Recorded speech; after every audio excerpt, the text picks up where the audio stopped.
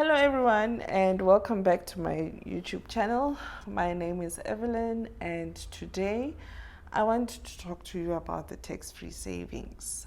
I want to cover a couple of points regarding the tax-free savings account.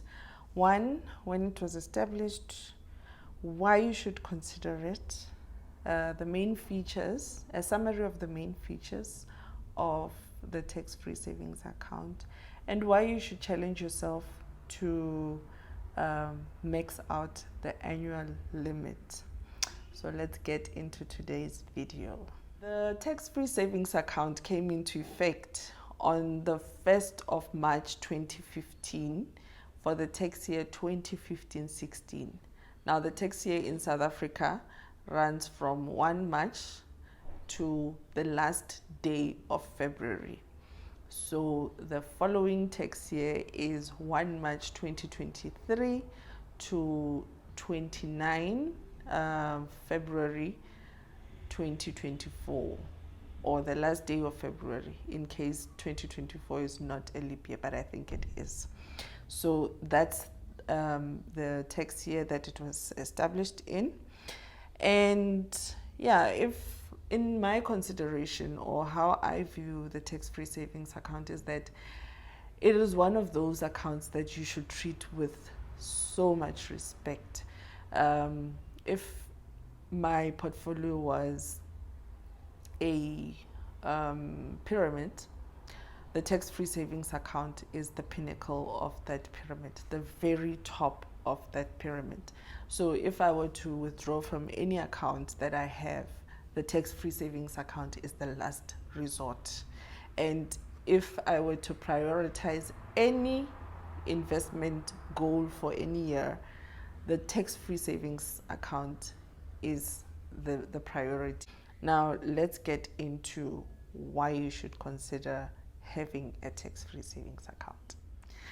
There are several reasons why you should consider a tax-free savings account, but the main and most important reason is that nothing is levied on your income that you will earn in that account. Like, the government is saying zero tax on anything that you earn on a tax-free savings account. So I don't know why anyone would doubt or not want to take advantage of that, but tax is one of the biggest costs to investing and saving. So if you ever come across anything that the government says, this we're giving you tax-free or a tax break, then you should consider it. I mean, for example, your dividends that you earn are taxed at 20%. So if the government says, if you have certain instruments like unit trusts or exchange traded funds in a tax-free savings account, you can earn 100% of that and we will not want the 20%. It makes perfect sense to just go and open that account and have it and earn your income in peace. But there is a catch. So let's look at the features, the main features of the tax-free savings account.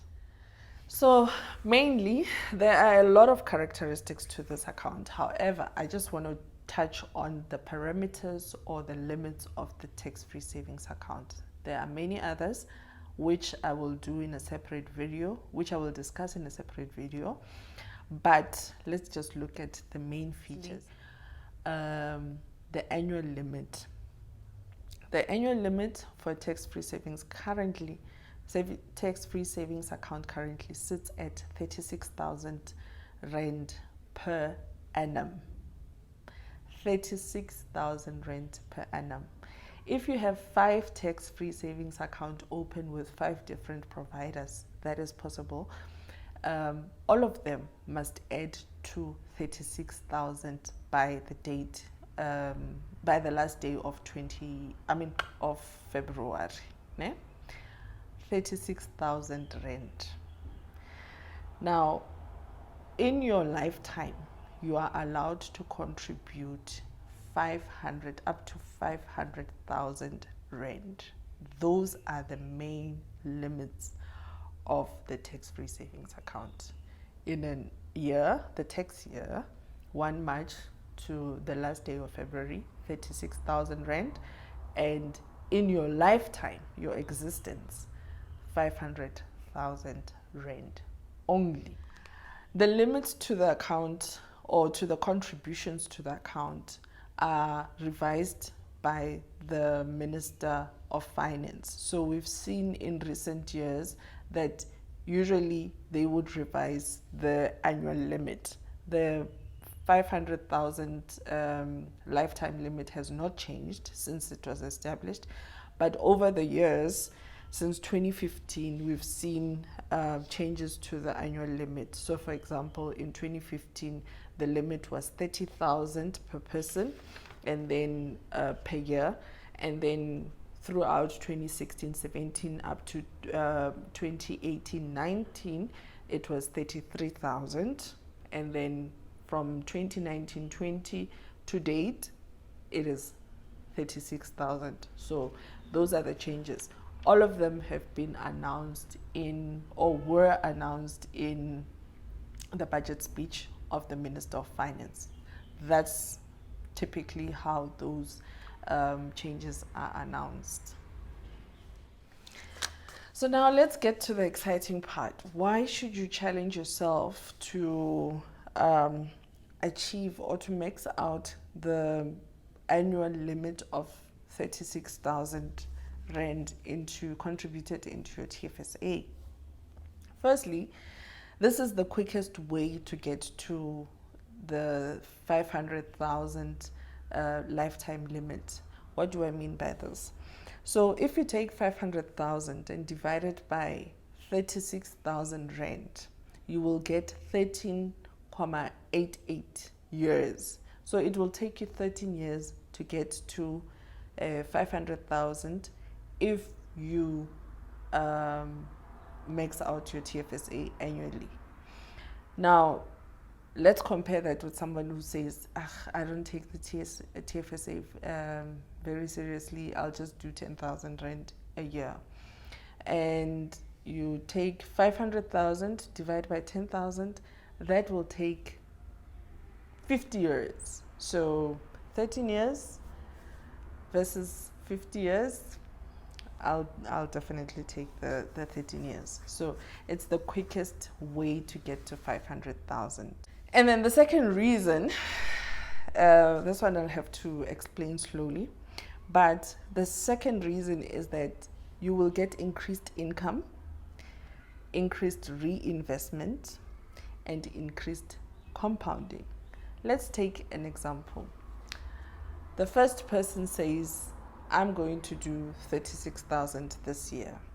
And the second person says, I will only contribute 10,000. And both of them earn 10% on their TFSA savings or investments. Now, the first person is going to earn 3,600. The other person will earn 1,000 rand, 10% of 10,000 rand, right? You compare the two, already the first person is earning 3 times higher just by aiming to contribute the 36,000 rand. So yeah, increased income. Now when you reinvest, that means the person who contributed 36,000 rand will then be in a position or have 39,600 rand as a balance after earning 10%.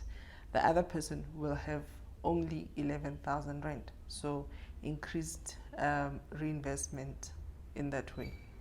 Now when it comes to compounding, let's say they don't invest anything in the following year. The 10% still applies in the following year, and the first person is going to get an additional 3,900 compounding, 10% of 39,600.